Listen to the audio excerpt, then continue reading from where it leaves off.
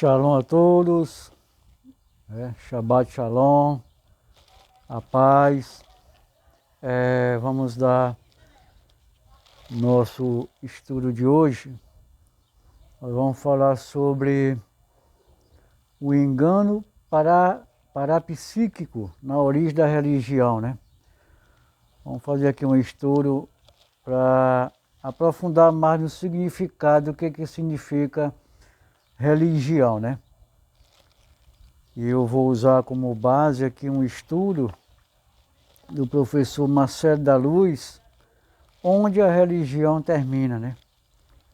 É um estudo aqui bem profundo para nós entendermos essa fenomenologia da religião, né? O que significa religião. Então vamos dar aqui o primeiro ponto. Polissemia do termo religião, né? Significado, né? A terminologia do termo religião. A palavra religião evoca muitas vivências, ideais gerais indefinidas e não raro reações apaixonadas. Por isso faz-se necessário definir com a máxima clareza o que se compreende nesse estudo quando o fenômeno religião, objeto de exercício crítico do autor, vem mencionado, embora essas palavras sejam uma obviedade no vocabulário cotidiano. A sua precisa significação não é tarefa muito simples. O termo deriva da palavra latino religio, cuja origem é ainda incerta. Há a possibilidade de o vocabulário encontrar procedência no termo relegere, o qual significa voltar novamente, reler, tratar cuidadosamente. Essa conotação, cujo ascenso recai sobre o aspecto ritualístico ou repetitivo do fenômeno religioso, aparece na obra de Natura Deorum, escrito pelo intelectual e político romano Marco Túlio Cícero, no ano 45 antes da era cristã. No entanto, muitos pensam ser a palavra religio originária do termo religare, cuja significação é ligar novamente. Tal acepção remonta à obra Divinarum Institutionum, do apologista cristão do século IV, Lactâncio. Após rejeitar o significado dado por Cícero, Lactânio afirma ser a religião o laço de piedade unindo os seres humanos a Deus. Nesta significação é acentuado o aspecto de dependência do humano à origem transcendente e superior. Já Agostinho de Hipona, 354 a 430, no clássico A Cidade de Deus, atribui à palavra religio o significado de religere, isto é, reeleger. A religião seria o instrumento pela qual a humanidade, após longa negligência, escolheria novamente reconhecer o senhorio absoluto de Deus sobre o mundo.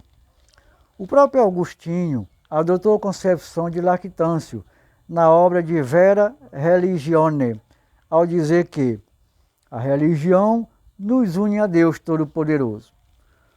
Contudo, essa acepção não alcança todas as manifestações reconhecidas como religiosas. Em muitas culturas não ocidentais, pois nem todos os indivíduos e grupos religiosos admitem a noção do Deus Supremo. O conceito clássico de religião em sentido lato, ao modo de submissão voluntária ao Deus Todo-Poderoso, aplica-se ao entendimento das tradições monoteístas, mas é incompatível com muitas outras manifestações ditas religiosas, desvinculado da noção do ser onipotente, onipresente, onisciente e bom, o qual teria criado todas as coisas. Exemplo disso, entre outras, são muitas práticas supersticiosas, cultos tribais, primitivos e várias tradições místicas cultuadas no continente asiático. A maioria das pessoas pertencentes aos grupos religiosos assim como a maior parte daqueles antagônicas e quaisquer credos, não suspeitam quão grande é o volume dos complexos estudos para a determinação da natureza do tema religião. A ubiquidade geográfica do fenômeno e a multiplicidade cultural dos grupos humanos envolvidos dificultam a construção de uma definição unívoca. De modo geral, nas culturas ocidentais, o substantivo religião designa o sistema de doutrinas e preceitos de fé à instituição sagrada. Tal instituição compreende elementos intelectuais, rituais, éticos e sociais, unificados sob a egíde da crença num horizonte transhumano, seja este sobrenatural ou idealístico, descrita em forma de mito ou doutrina dogmática. Já o adjetivo religioso indica o traço fundamental de quem se pauta pela religiosidade, a assunção de condutas ou posturas vivenciais orquestrada pelo imperativo da crença. Uma descrição consciente e exaustiva do fenômeno em questão precisaria integrar toda essa série de variáveis. Das características listadas, ao menos duas parece ser comum a todas as tradições religiosas. Primeiro, a admissão da dimensão espiritual, plano de realidade ulterior à matéria, ao qual geralmente se associa o destino dos mortos. Segundo, a crença qual filtro interpretativo e parâmetro das vivências espirituais. De alguma forma, o indivíduo religioso, ao colocar-se diante das camadas desconhecidas da realidade, interrompe o procedimento investigativo para estabelecer a crença, deixando-se tornar pela reverência e submissão aquilo que julga ultrapassar suas próprias forças. Assim, a crença religiosa é essencialmente a profissão de heteronomia. Essa acepção vem expressar na definição criada pelo pensador cristão Frederic Schleiermacher, para quem o cerne da religiosidade é um sentimento de radical dependência. O teólogo Rudolf Otto, 1869 a 1937, tornou-se célebre pela caracterização da experiência do sagrado com a combinação de temor e fascinação diante do divino. Segundo Otto, a experiência do luminoso diante da qual o humano sente-se pequeno seria o protótipo de toda experiência religiosa. Essa concepção muito fortaleceu as argumentações dos apologistas da fé contra as investidas dos pesquisadores naturalistas, propositores do ceticismo. No entanto, no temor e tremor sugerido por Otto, com a essência da religião, encontra-se a pólvora para a bem-humorada sentença proferida pelo crítico estadunidense Ambrose Bierce, 1842 a 1914. A religião é filha da esperança e do medo, tentando explanar para a ignorância a natureza do desconhecido. Religião encontra objeto de estudo crítico. Durante os últimos 500 anos, no Ocidente, muitos fatos e novas ideias contribuíram para a gradativa diminuição do poder e influência dos dogmas cristãos, outrora supremos sobre o funcionamento da sociedade. De modo intenso e sistemático, a partir do século XIX, período do alvorecer das ciências humanas e religiosidade, passou a ser investigado de modo mais crítico. Vários estudos empreendidos nos nascentes campos da antropologia, sociologia, etnografia, psicologia e ciência política buscaram determinar o momento preciso da irrupção do fenômeno religioso e da inclinação humana ao cultivo da espiritualidade. Contudo, a incerteza está presente não apenas nas determinações etimológicas da palavra religião, mas também na explanação das origens históricas do fenômeno.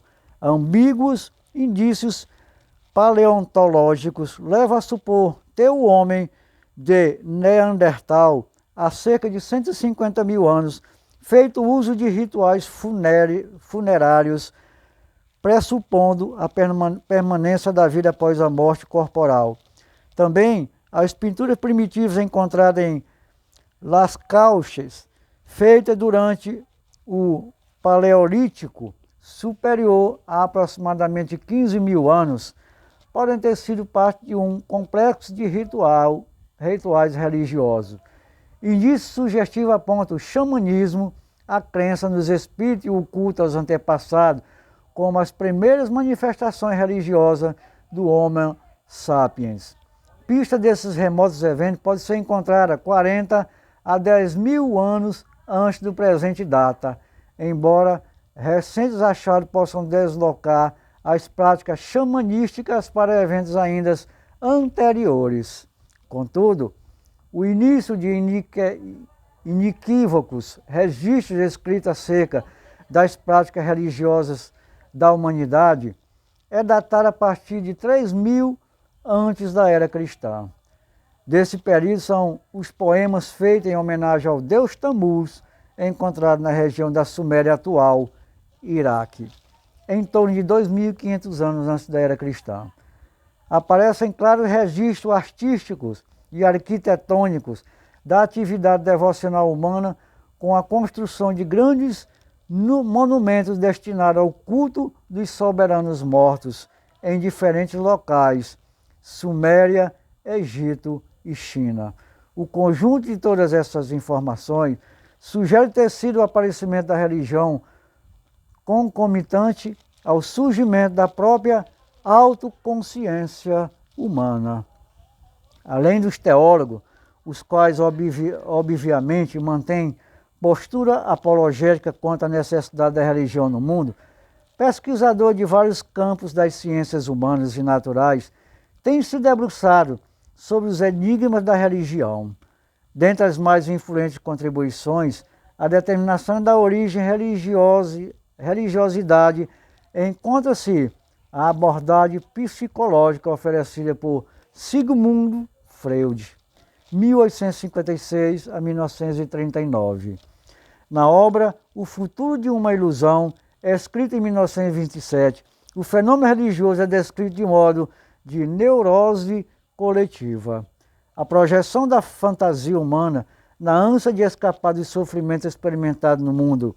Já O Mal-Estar na Civilização, obra de 1930, Freud, ao referir-se às experiências místicas dos hindus, compara-as ao desejo reprimido originário no desamparo da criança. Assim, o neurologista austríaco apresenta explicitamente a religião como expressão da infantilidade humana. Segundo o filósofo Karl Marx, 1818 a 1883, a religião teria constituído originária tentativa de revolucionar a sociedade, abolindo deste o flagelo da exploração. Porém, essa tentativa acabou sendo projetada para o além-mundo, transformando a religiosidade em mecanismo de alienação. A religião seria, segundo Marx, o suspiro da criança oprimida, o qual busca vivenciar, mediante as fantasias, os projetos irrealizados na Terra. A religião exerce a função de narcótico para as populações humanas, distraindo-as da responsabilidade pela luta histórica. As proposições de outro filósofo alemão, Ludwig Feuerbach, 1804 e 1872, serviram de base para Marx e Freud. Ele o autor da influente teoria da religião como expressão maximizada dos anseios humanos.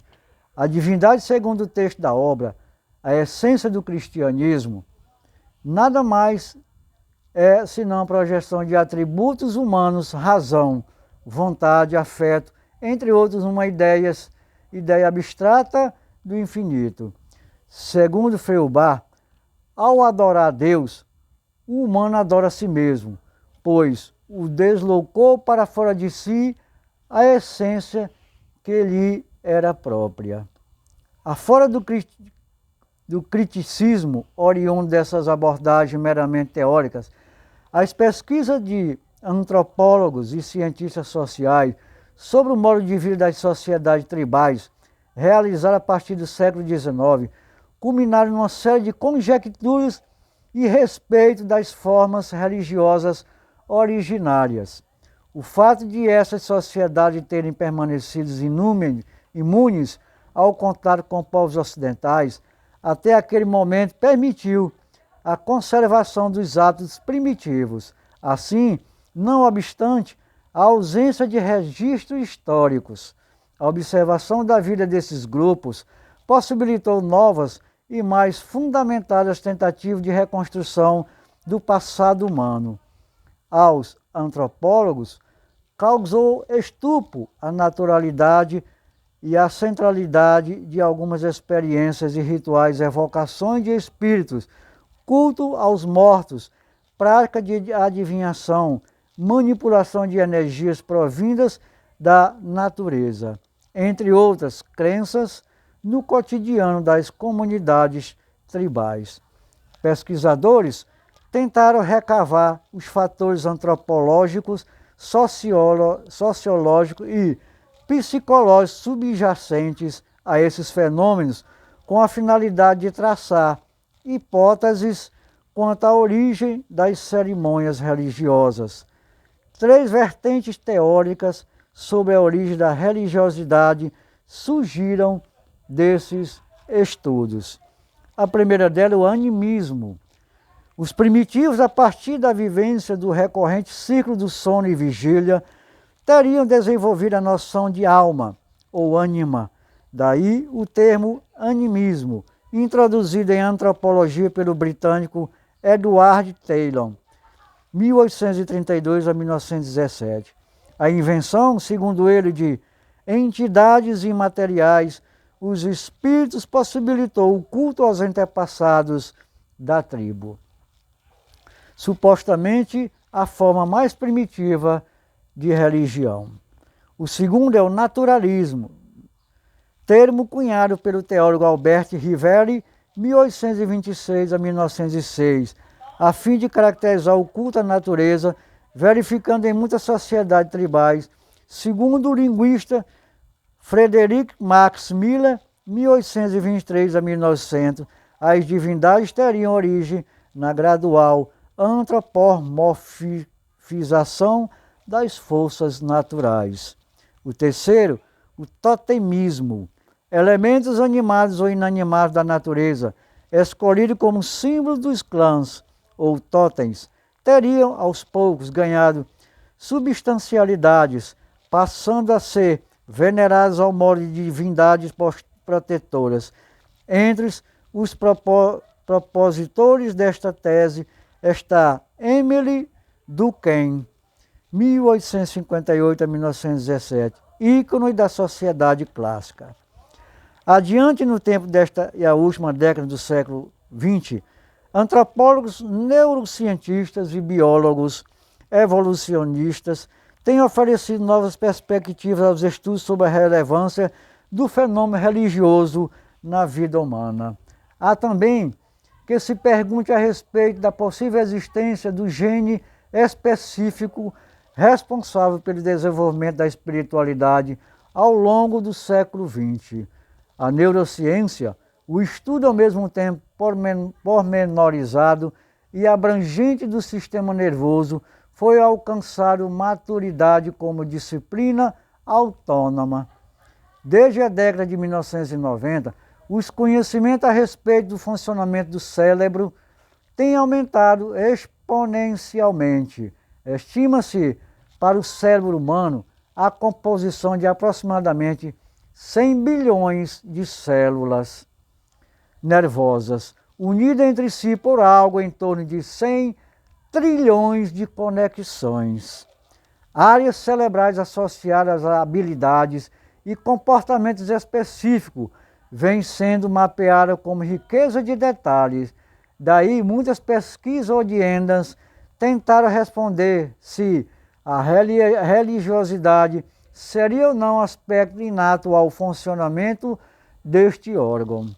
Alguns neurocientistas dedicam-se a explorar as possíveis origens dos sentimentos e experiências religiosas no cérebro, a exemplo de Eugene Dacquili e Andrei Neinberg, cujas pesquisas visam descobrir a relação entre os estágios da meditação budista e o aumento ou diminuição de atividade em regiões cerebrais específicas.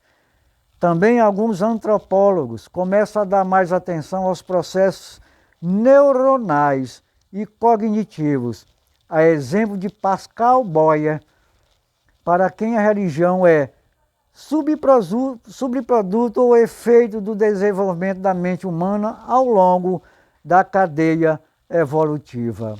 Humanos têm, segundo ele, expectativas ontológicas e, ao mesmo tempo, a tendência de assentir às intuições contrárias a essas expectativas.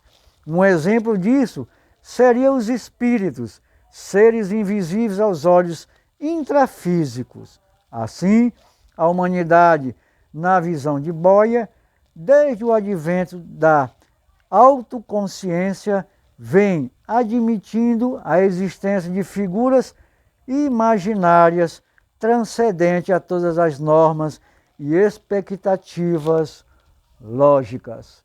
Muito bem, amados irmãos, vamos ficando por aqui. É um estudo bem profundo, né, do termo religião. Nós estamos aqui entrando também num contexto bem histórico e científico, né, desta palavra religião. É um termo que nós vamos estudar um pouco mais daqui para frente. E na próxima aula nós vamos ver aqui a ausência de consenso nas ciências humanas sobre a origem da religião. Então vamos ficar até uma próxima oportunidade. Shalom a todos. Namastê.